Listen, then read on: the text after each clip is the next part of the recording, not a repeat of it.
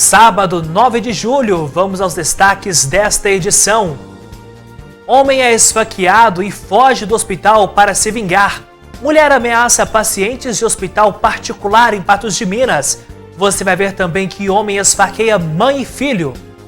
Imagens revelam agressões de militares a suspeitos presos após tumulto durante o domingo de Páscoa. Os dados da Covid-19 em Patos de Minas neste sábado. Longe da meta de imunização, Prefeitura promove arraiá de vacinação. Números da população industrial brasileira, de acordo com o IBGE, mostram que o setor tem apresentado um crescimento abaixo da expectativa. A corrida eleitoral em Minas Gerais. As festividades da festa julina da Igreja Nossa Senhora das Graças. Aspa promove mais um bazar para tentar ajudar nos custos da instituição. O novo episódio da série Rios de Minas. E vamos para o Parque Estadual do Ibitipoca, o quadro Partiu Uai. O NTV News começa agora.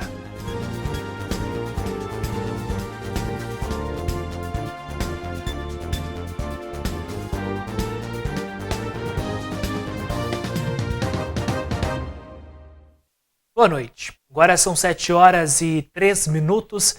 Nós abrimos esta edição te mostrando que na rua Carmo do Paranaíba, um homem de 47 anos foi esfaqueado. Ele chegou a ser levado para o hospital, mas fugiu.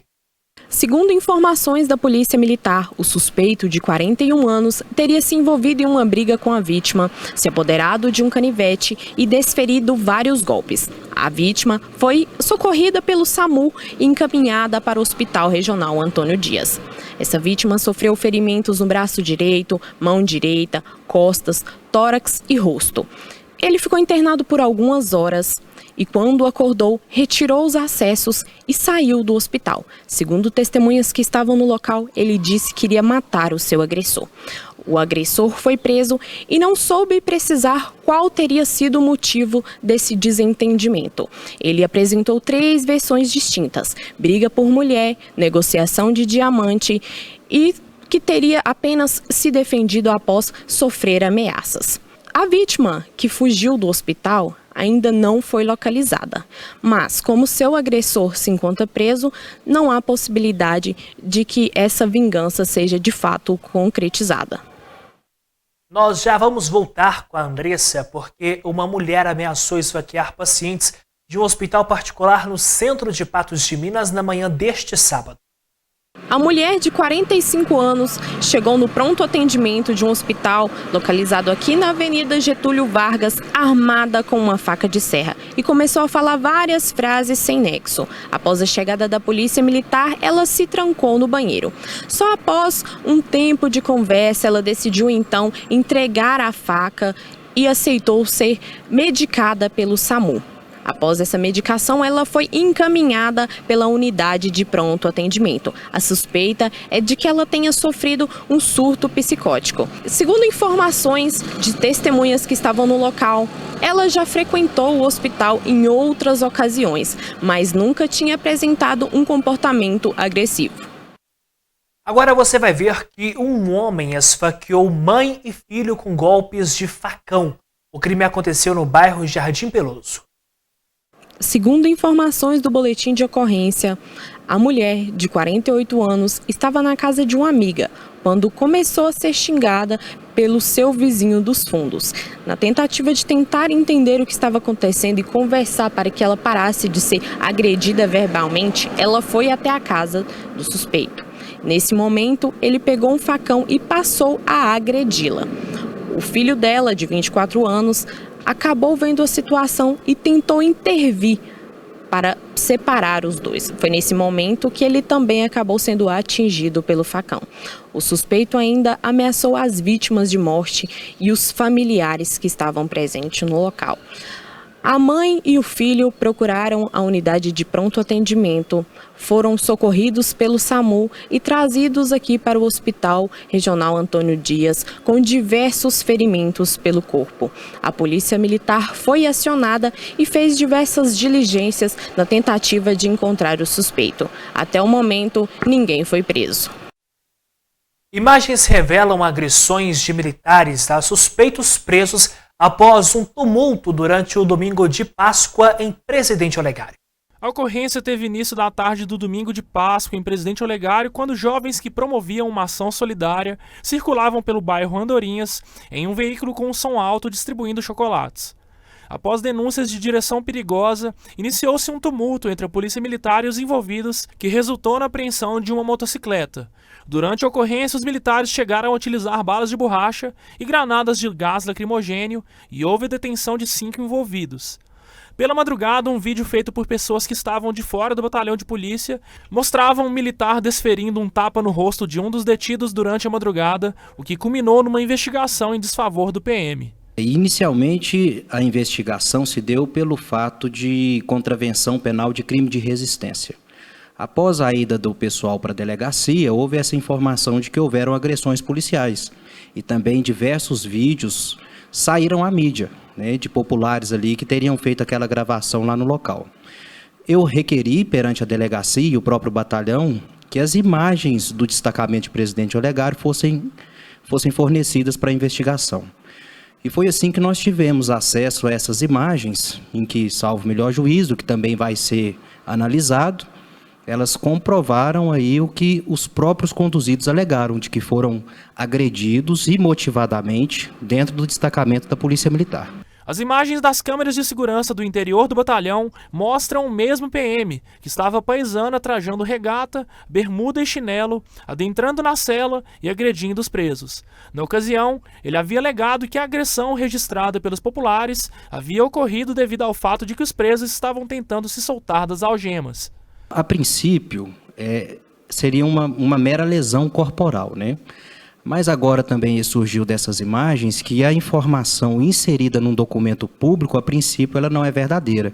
Porque as informações trazidas é de que seria porque os rapazes estariam se desalgemando, tentando foragir, ou até insultando a polícia militar. Mas as imagens, ao contrário daquilo que foi inserido num documento público, não mostra nenhum tipo de reação ou tentativa de retirada de algemas. Então, a falsificação desse documento público seria, em tese, um novo crime a ser analisado. Segundo Gustavo Virgílio, um dos advogados do caso, como se trata de um crime militar, a investigação é de responsabilidade da Corregedoria da Polícia Militar. A Polícia Civil vai investigar se houve resistência dos envolvidos, eles vão investigar se lesionaram um policial ou não, apesar de que essa informação os meninos refutam, porque eles alegam que o policial também se machucou em razão daquelas bombas que foram estouradas, né, à época lá pela própria polícia. Mas a Polícia Militar vai analisar essa questão da conduta do policial militar. Ele afirma que um dos envolvidos já foi ouvido, mas que ainda não há previsão de julgamento.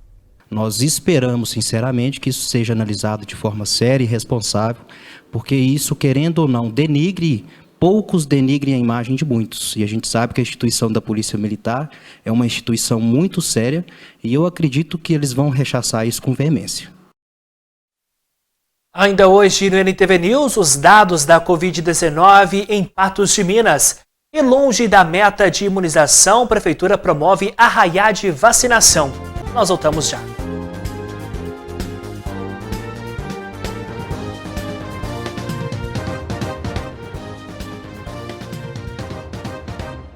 A Oral Unique sabe que é importante sentir-se confiante e com a autoestima elevada, estando com seu sorriso mais bonito e saudável.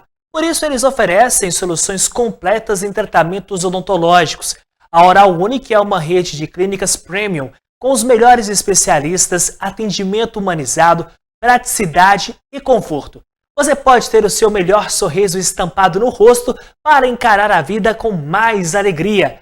Agende já a sua avaliação pelo telefone 3826-0800 ou pelo WhatsApp 99929-9800. O melhor da vida é compartilhado. Oral Unique, viva de frente. O Brasil contabilizou 274 mortes pela Covid-19 nas últimas horas, totalizando 673.400 desde o início da pandemia. No total, o país registrou 72.551 novos diagnósticos da doença, completando 32.833.596 casos conhecidos desde o início da pandemia. Minas Gerais não informou os dados da Covid-19 neste sábado. Vamos então com os dados de Patos de Minas no painel coronavírus. Aparece aí na sua tela, são 275 pessoas se recuperando da doença em casa. 33.410 pessoas já se recuperaram. 597 óbitos.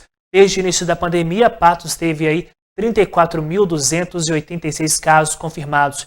Neste sábado, são 3 patenses em leitos clínicos e 1 está internado em leito de UTI.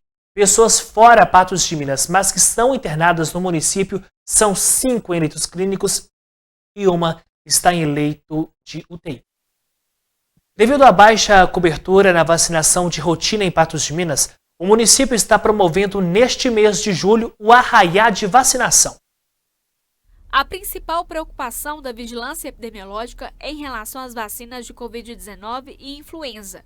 Porém, outras campanhas são alvo do arraiá da vacinação. Estão sendo aplicadas todas as vacinas do calendário infantil, a vacina da influenza, da gripe e todas as vacinas do Covid-19. Aqui em Patos de Minas, em todo o Brasil, a gente está com baixa cobertura de vacina, principalmente vacina de BCG, a tríplice viral, que é o sarampo, cachumba e rubéola, e também a vacina da poliomielite, que previne a paralisia infantil. Aí essa campanha, esse arraiá de vacinação é para estar aumentando essa cobertura vacinal. No dia 2 de julho, os postos que abriram foram os do bairro Sorriso, Limoeiro, Ipanema e Brasil. Neste sábado, abriram as unidades de saúde da família dos bairros Padre Eustáquio, Jardim Panorâmico, Jardim Esperança e Cristo Redentor. Essa é uma forma de quem não tem tempo de ir ao posto durante a semana não ficar sem a vacina.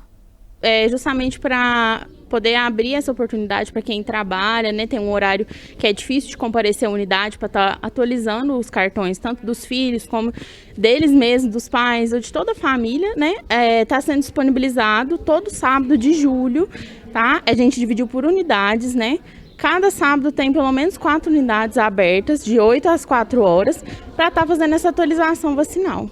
Antônio aproveitou e levou o neto de 7 anos para se vacinar. O final de semana ajuda, porque meio de semana a gente fica sempre na correria, né, do serviço, não tem horário de chegar. Henrique, que disse que não sentiu dor, sabe a importância da vacina. Para não pegar Covid. Outros postos ainda abrirão neste mês de julho aos sábados, das 8 às 16 horas. No dia 16, estarão abertas as unidades dos bairros Itamaraty, Colina, Gramado e Guanabara.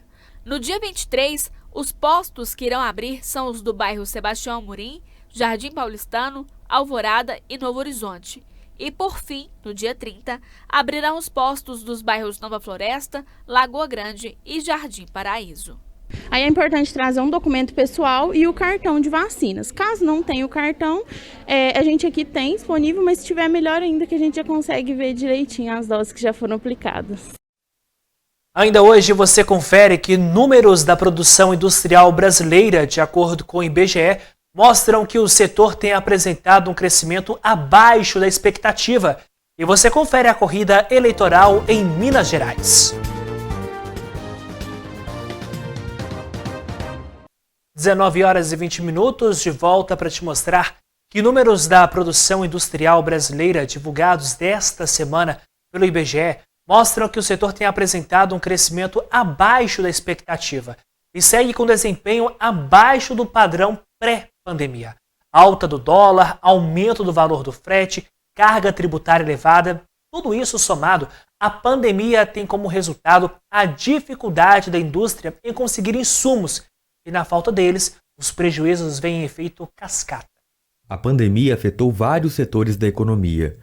A indústria segue sendo um dos mais prejudicados. O desabastecimento de insumos tem afetado vários segmentos, após um longo período de alta de casos e restrições que trouxeram um verdadeiro caos para a cadeia produtiva. O Brasil hoje tem dado sinais de estabilidade, só que grande parte dos componentes utilizados na produção brasileira, como os eletrônicos, são importados de países asiáticos, que recentemente têm enfrentado uma nova onda da doença e de lockdown. Nós nos deparamos aqui com uma série de fatores, de problemas a demora na entrega da carga, os custos logísticos, né, com essas cargas, frete internacional, o preço alterou bastante, o processo de importação em si, com taxas, custos de armazenagem. E como isso pode afetar a nossa vida? O desabastecimento industrial acaba criando um efeito cascata em outros setores. A diminuição da produção de determinado produto pode gerar, a médio e longo prazo, a escassez de insumos em outras áreas essenciais em nossa vida. A tecnologia e o eletrônico, ele está em tudo. Se faltar eletrônico, falta tudo. O sistema aéreo para, metrô para, hospitais param, comércio para, fabricante de smartphone para tudo. A escassez da matéria-prima do eletrônico afeta de igual condição, independente do setor. Junto com o problema lá fora, uma questão nacional tem ajudado a piorar a situação.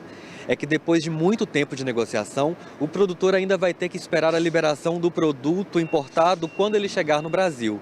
E a demora pela Receita Federal ao fazer análise tem gerado um tempo de espera ainda maior. Quando chega nos portos, a liberação desta matéria-prima está classificada em 3 fatores.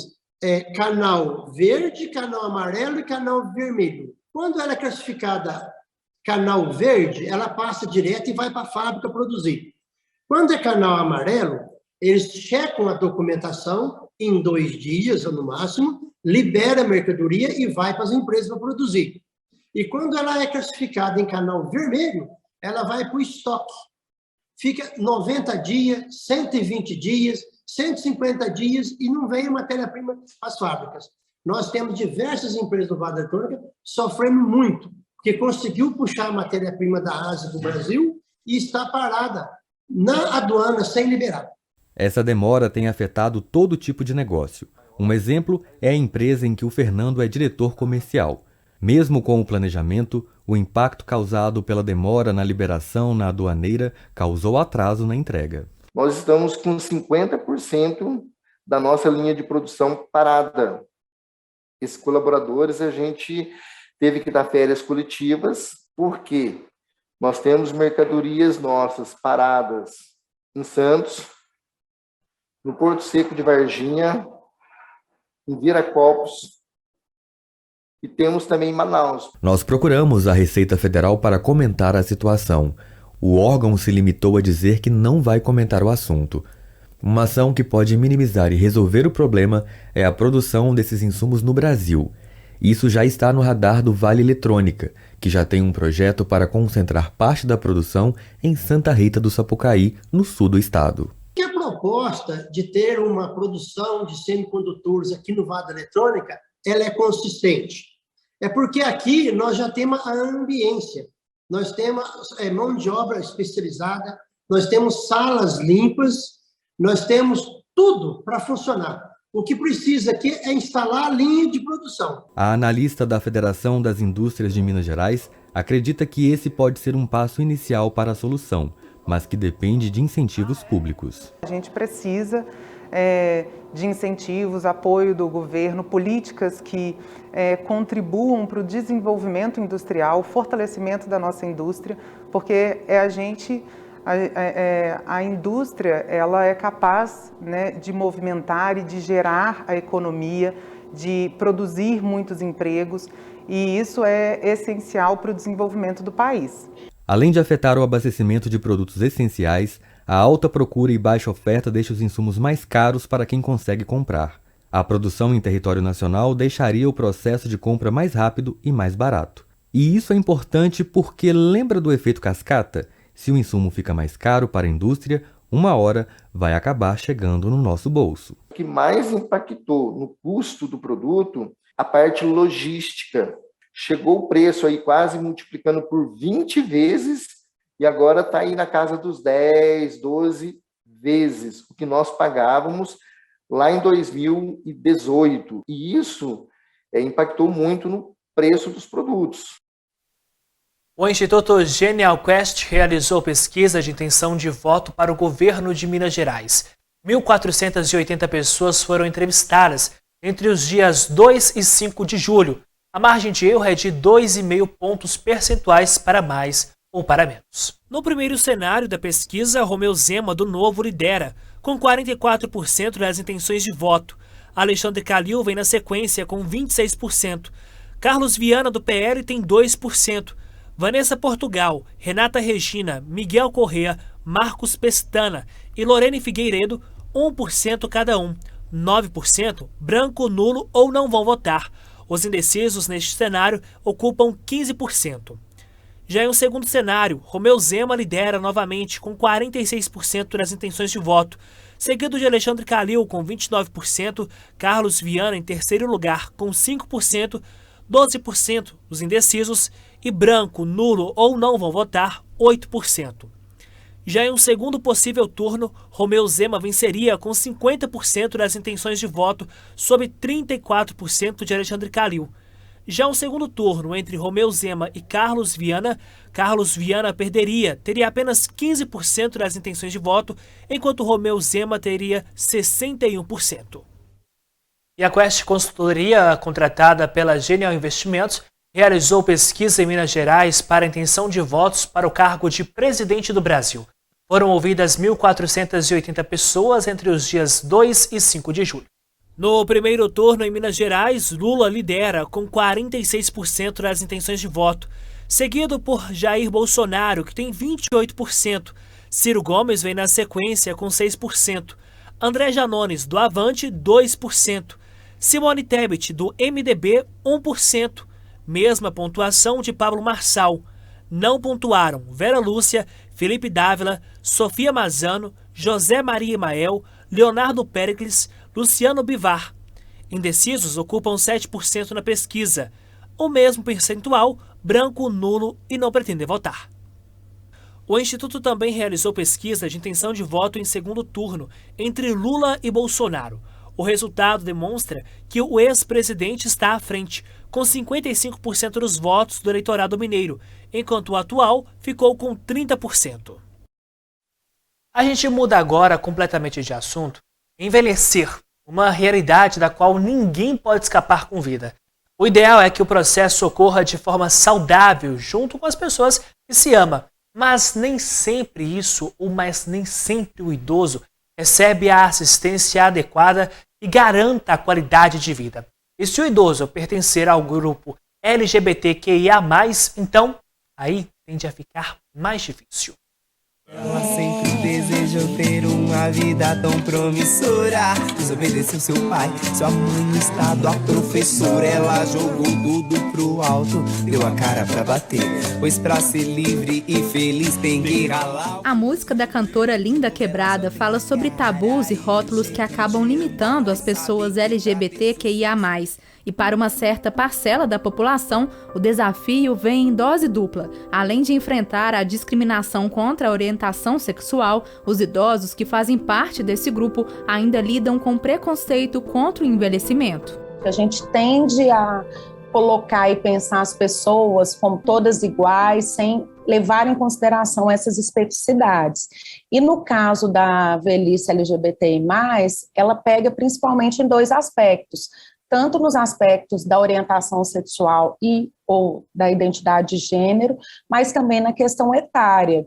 Então, a gente percebe que esses pilares, né, dessa interseccionalidade aí, promovem muitas questões aí do preconceito estrutural, dessa discriminação, de violências, né, que são decorrentes desses dois marcadores, né, dois marcadores importantes, tanto das questões da diversidade sexual, como também das questões etárias. Silvana sentiu preconceito quando se descobriu lésbica aos 48 anos, depois de se divorciar de um casamento hétero.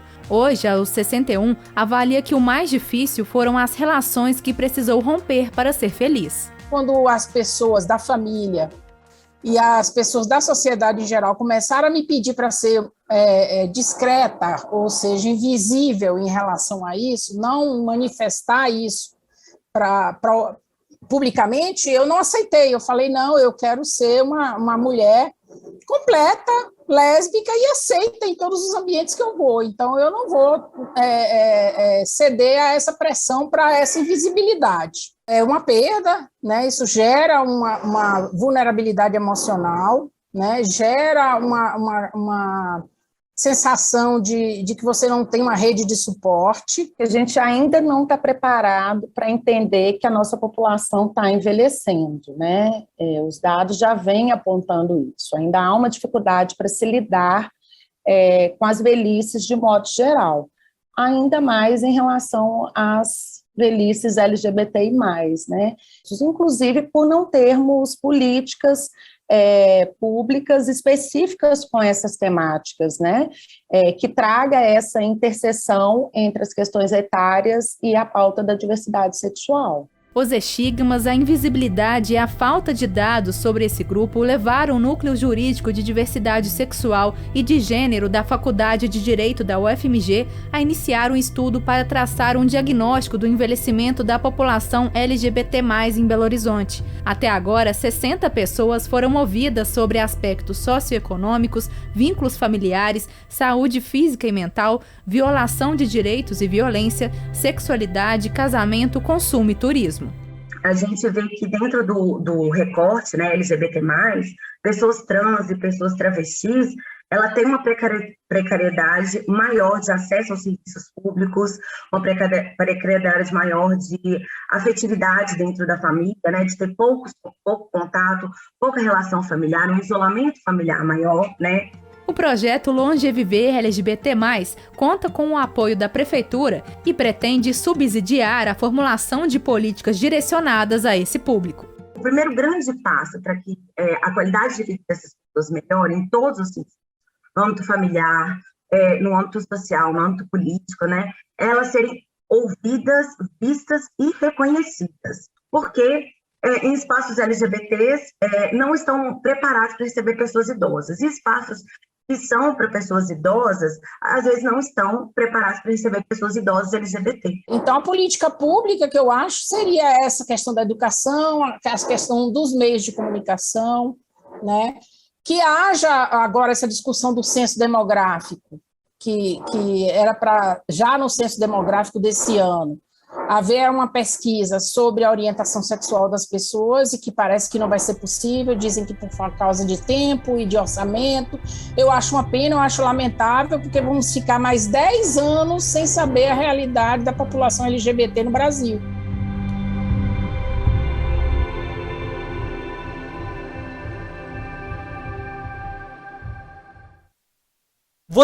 Você tem dormido bem ou acorda já se sentindo cansado?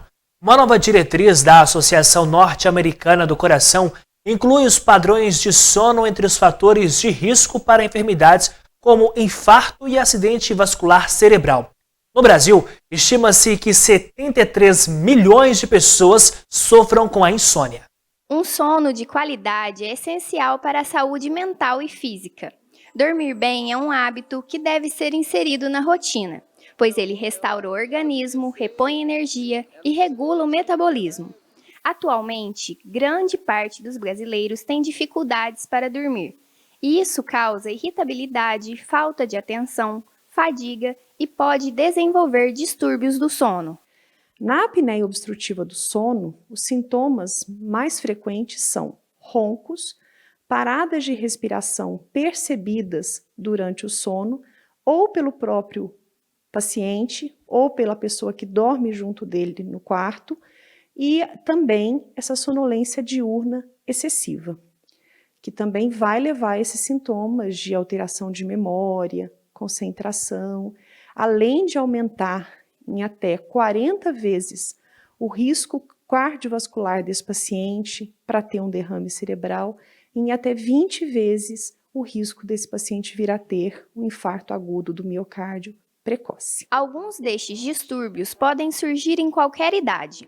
Os tratamentos dependem da causa e, geralmente, no início, são indicadas algumas mudanças de hábitos. A gente busca muita terapia cognitivo-comportamental, terapias de atenção, como mindfulness, Mas quando essas técnicas não são suficientes, existem medicamentos que podem ajudar a tratar a insônia crônica. Ramiro foi diagnosticado com apneia obstrutiva do sono há aproximadamente 10 anos. Ele relata como descobriu e o quanto sua qualidade de sono melhorou após o início do uso do CPAP. Eu estava assim, roncando muito alto, tendo paradas respiratórias constante, e a minha esposa não dormia, que ela ficava com medo de eu morrer, né? Porque ela dava uma impressão que a pessoa ia morrer. Mas não é, na verdade, o próprio cérebro da gente acorda a gente, desperta a gente. E no outro dia eu amanhecia péssimo, sabe? A apneia do sono não deixava no outro dia. Você estava cansado, sem força para trabalhar, sem raciocínio. Cerca de 50% dos homens roncam. Já as mulheres tendem a roncar após a menopausa. O ronco intenso de grau 3, que pode ser escutado de outros cômodos da casa, serve como um sinal de alerta. O ronco de uma maneira isolada, sem outros sintomas associados como insônia, pausas respiratórias durante o sono, sensação de que o sono não é reparador, a gente não deve se preocupar. Se ele vier acompanhado desses outros sintomas, é importante que a pessoa procure, por um atendimento, para identificar se ela sofre de algum distúrbio do sono que tem um risco de complicações, de levar a outras doenças maior. Uma das práticas que podem ajudar é a higiene do sono. Com ela é possível organizar horários, adotar um conjunto de bons comportamentos, rotinas e condições que possibilitam uma melhora na qualidade e duração do sono. Evitar cafeína após as 16 horas. Evitar fazer atividade física entre 1 a 2 horas antes de dormir, porque isso acaba fazendo com que a pessoa fique ainda mais agitada. O ideal é que ela desligue o telefone ou afaste o máximo possível, desligue televisores, desligue computadores, tire o máximo possível da luminosidade do quarto, porque as luzes, o que elas fazem? Elas impedem que o hormônio da melatonina ela faça a sua função, diminuindo a frequência a ponto da pessoa ter uma qualidade de sono. Caso surjam sintomas de alterações do sono, o ideal é procurar um profissional especializado para diagnosticar e tratar a causa. De acordo com os sintomas que esse paciente apresenta, o médico ele vai direcionar esse paciente para um determinado tipo de exame ou até mesmo tratamento. A seguir as festividades da festa julina na Igreja Nossa Senhora das Graças, IASPA promove mais um bazar para tentar ajudar nos custos da instituição.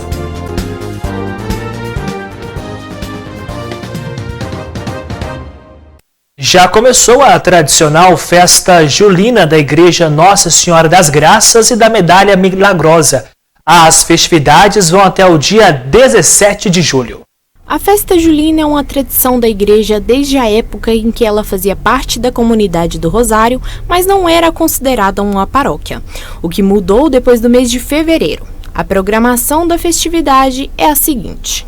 Nós estamos aqui desde o dia 1º, nós vamos até o dia 17, Sempre a movimentação das barraquinhas, sexta, sábado, domingo. É uma alegria, um prazer a gente escolher cada um para que nós possamos juntos celebrar bem nossa festa. E olha, lembrando que dia 16 nós temos o show de prêmios. O que é o show de prêmios? Nós estamos vendendo as cartelas, R$10 da cartela, e a pessoa comprar está concorrendo a 2 televisões e também um forno elétrico. A arrecadação feita durante os dias de festa serão destinadas para melhorias na igreja e vai colaborar para a construção da casa paroquial. E por esse motivo, foram pensadas diferentes formas de atrair os fiéis e as crianças para participar e contribuir. Temos também os candidatos a rei e rainha da nossa festa julina, e nós iremos coroá-los, o rei e a rainha, no dia 17, Então eles estão com as campanhas deles, vendendo suas rifas, fazendo suas promoções. É uma forma também que as crianças têm de estarem participando do crescimento da paróquia. Então é com muita alegria que nós acolhemos os candidatos, Eles estão aí empenhando juntamente com as famílias, a gente sabe que não é fácil, mas estão nos ajudando. O trabalho da organização é de muita importância e responsabilidade para que tudo saia como esperado. Nada seria possível sem a união dessa equipe. Graças a Deus temos uma equipe muito boa para estar nos auxiliando, mas também a gente conta muito com a comunidade, as ajudas, né? Porque isso aqui não seria possível se a gente não tivesse a ajuda da comunidade, dos fiéis, né? E de toda uma equipe que está, como você pode ver aqui, que está se desdobrando para estar atendendo todo mundo com muito carinho, né? É um prazer estar fazendo essa festa, como se diz nós, aqui agora, primeira festa como paróquia. Nós fazíamos outra vez sozinho, né?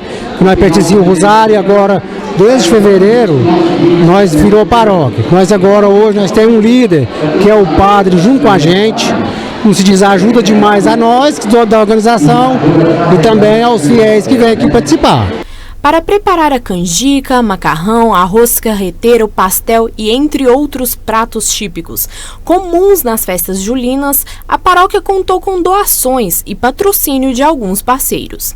A arrecadação dos produtos continua e ainda é possível contribuir. Nós temos nosso escritório, né, que fica aberto de 8 até às 11, depois de 13 às 17, que pode estar deixando aqui no escritório, na igreja mesmo, e no decorrer dos dias a gente sempre está aqui também. Se alguém quiser fazer uma doação, a gente vai também, aonde a pessoa não puder trazer, nós vamos buscar. Os organizadores estão com uma boa expectativa para a festa e deixam um convite para a população. Convidar todo mundo que vem participar com nós, está funcionando sexta, sábado, domingo. Esse é o segundo final de semana. Nós ainda tem mais um, que é a semana que vem, 15, 16 e 17. Como se diz, estamos aí contando com todo mundo que vem. Temos lugar para muita gente, graças a Deus nós preparamos como se diz, para receber o público mesmo. Pode vir para a celebração, ficar tranquilo e vir prestigiar nós aí nas barraquinhas. Foi realizado em Patos de Minas. A renda é destinada ao projeto de castração da ONG da ASPA. O tradicional bazar da ASPA é realizado todo o segundo sábado de cada mês na praça da Avenida Getúlio Vargas, em frente à Escola Normal. O bazar, ele é fundamental, porque ele ajuda a gente na manutenção das castrações, né? É um trabalho árduo. Todo o trabalho da ASPA até hoje, ele é de um grande sacrifício, a gente luta muito, tá, para manter a ASPA funcionando. Os voluntários estão se desdobrando, a gente trabalha demais. Precisamos do apoio da população, porque se não fosse a ASPA hoje, teria milhares de animais na rua. Tá? Se não tem isso hoje, é único e exclusivo esforço, dedicação dos voluntários. Neuza veio pela segunda vez ao bazar e encontrou boas peças a um baixo custo. As peças entre roupas, calçados e outros utensílios são vendidas a um valor fixo de R$3. Porque da primeira vez que eu vim, eu estava passando por acaso, né? Aí eu parei, né? E vi que tinha muitas peças boas. Aí a mulher que estava vendendo me falou que teria outro bazar hoje, né, dia 9. E eu voltei porque realmente as peças são boas. E também para estar, né, ajudando, né? Hoje o principal foco da ONG é o projeto de castração. Cerca de 200 animais de rua são castrados por mês. As pessoas podem ajudar com doações em dinheiro e também com roupas para o bazar. O WhatsApp da ASPA é 34 999 17 3635. A doação pode ser feita diretamente nos telefones dos voluntários, tá? Ou então diretamente no bazar, que é realizado todo segundo sábado do mês. E a gente precisa muito. Os animais precisam muito. Ainda hoje você confere o novo episódio da série Rios de Minas. E logo depois do intervalo tem o quadro Partiu Uai.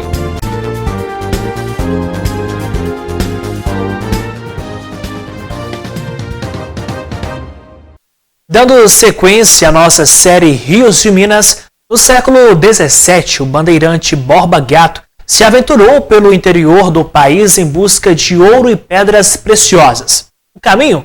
O Rio das Velhas, que na época era rota de navegação da coroa, e a primeira pepita foi encontrada na região metropolitana de Belo Horizonte, em Sabará. Pois é, a história do Rio das Velhas se mistura com a do próprio estado.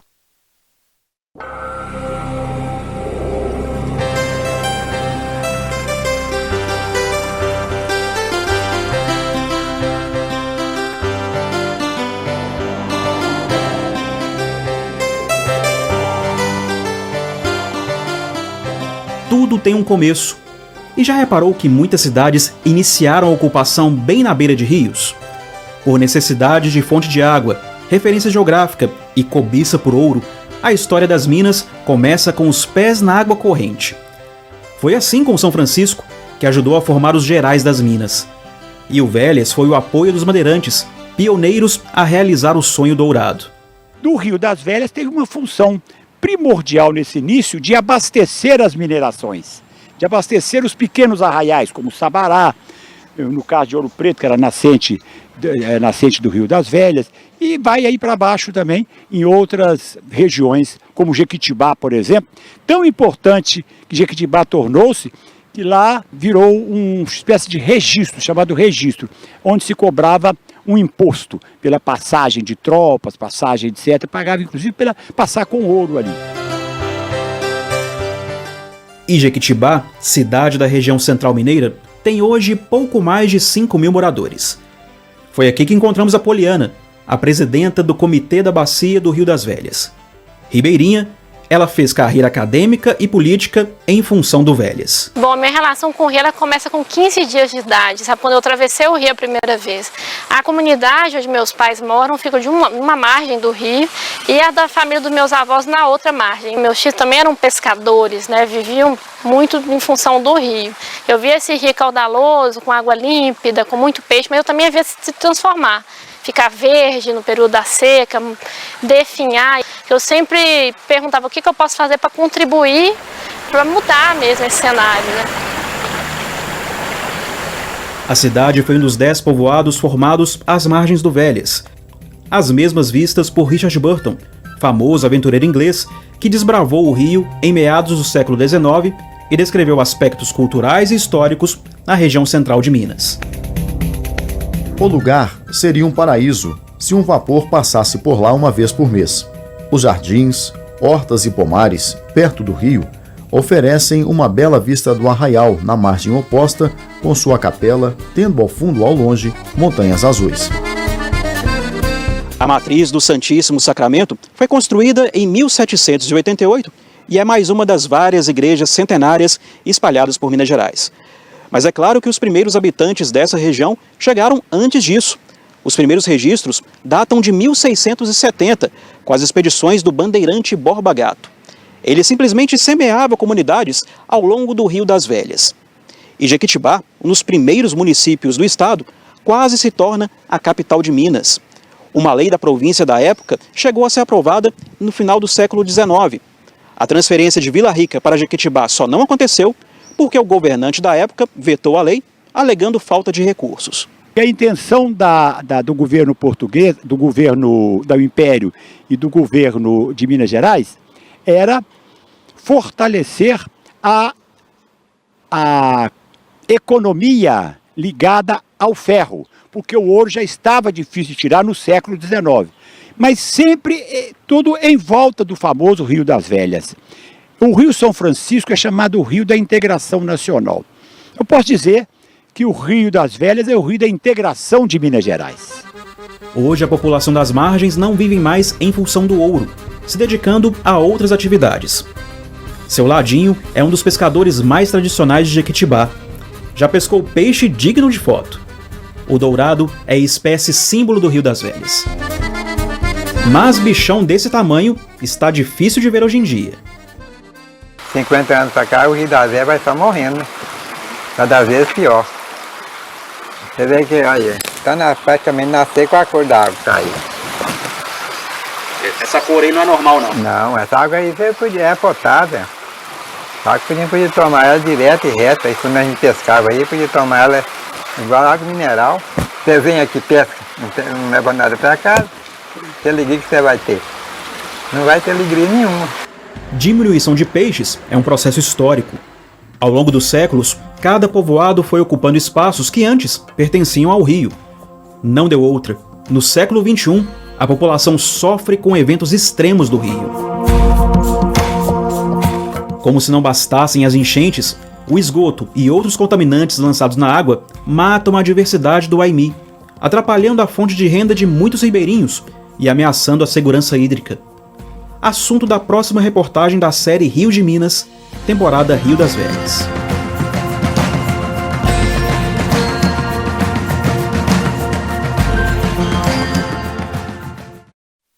Então, no próximo sábado, a gente vai falar sobre os problemas do Rio das Velhas, a segurança hídrica da população que depende dele e também algumas iniciativas de preservação. Bom, vamos até Lima Duarte, na zona da Mata Mineira, fazer um passeio pelas trilhas do Parque Estadual do Ibititoca, uma das mais belas atrações naturais do estado, com paisagens e cenários deslumbrantes.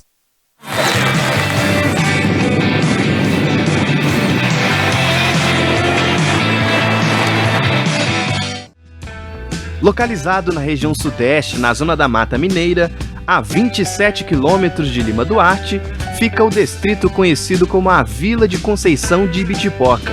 O pequeno vilarejo moldado no século XVIII atrai a atenção de muitos turistas por sua arquitetura antiga, beleza e a tranquilidade do interior mineiro.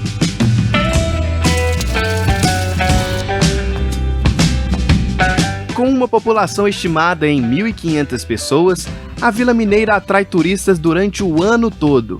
Mas o que realmente chama a atenção do público fica a 3 quilômetros dali, o Parque Estadual do Ibitipoca. O parque possui cerca de 14 quilômetros quadrados de extensão, sendo disponibilizado 3 roteiros principais: o Circuito do Peão, Janela do Céu e o Circuito das Águas, o qual nós escolhemos fazer. Aqui é um dos pontos de partida do Circuito das Águas, um dos roteiros possíveis a serem feitos no Parque Estadual de Ibitipoca. São 5 quilômetros de caminhada, passando por 10 pontos, cada um com a sua particularidade. É uma caminhada longa e que requer bastante energia. Energia essa que pode ser recuperada com imagens como essa aqui.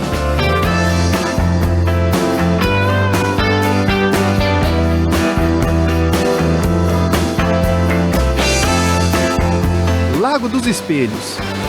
A área recebe esse nome porque reflete o céu e a vegetação do entorno na água de cor escura formada pelo Rio do Salto. A justificativa da água ser nesta tonalidade é pela decomposição da matéria orgânica vegetal presente no ambiente. Lago das Miragens. Refletindo no paredão de Santo Antônio, o Lago das Miragens desenha com a luz do sol belíssimas imagens. A lenda que dá nome ao lugar conta que um índio morreu em combate nessas águas em uma disputa por sua amada, que posteriormente não suportou a morte de seu grande amor. É dito que é possível ver miragens da forma do casal nessas águas. Seguindo o circuito Caminho das Águas, nos deparamos com uma das cavernas do parque, Ponte de Pedras, como foi batizado o local, justamente pela estrutura que leva ao outro lado do caminho. Se observar bem, podemos ver em um dos lados da caverna a silhueta de um rosto, para muitos, a de um índio. Conseguiu achar?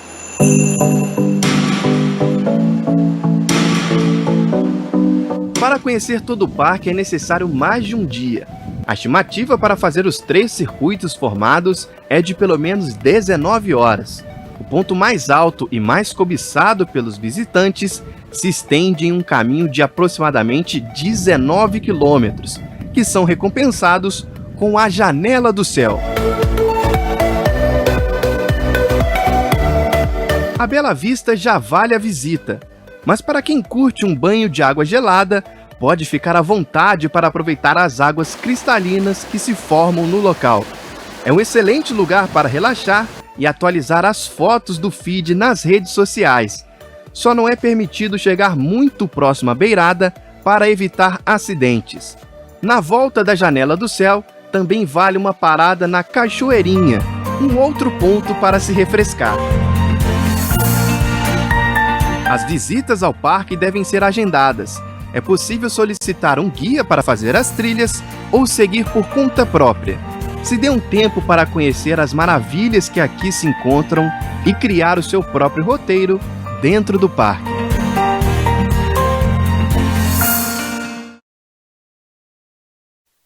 Muito bonito, né? É nesse clima de vontade de viajar que eu vou me despedindo de você na edição deste sábado. Muito obrigado a você que me fez companhia. Você confere mais informações no patosja.com.br. Eu vou saindo de férias, vou ficar uns dias afastado, mas eu e você, a gente continua se encontrando nos nossos comerciais. Nos comerciais a gente ainda se encontra, que já está tudo gravado para você. Ao vivo, a gente volta a se encontrar em breve. Obrigado pela companhia e até já!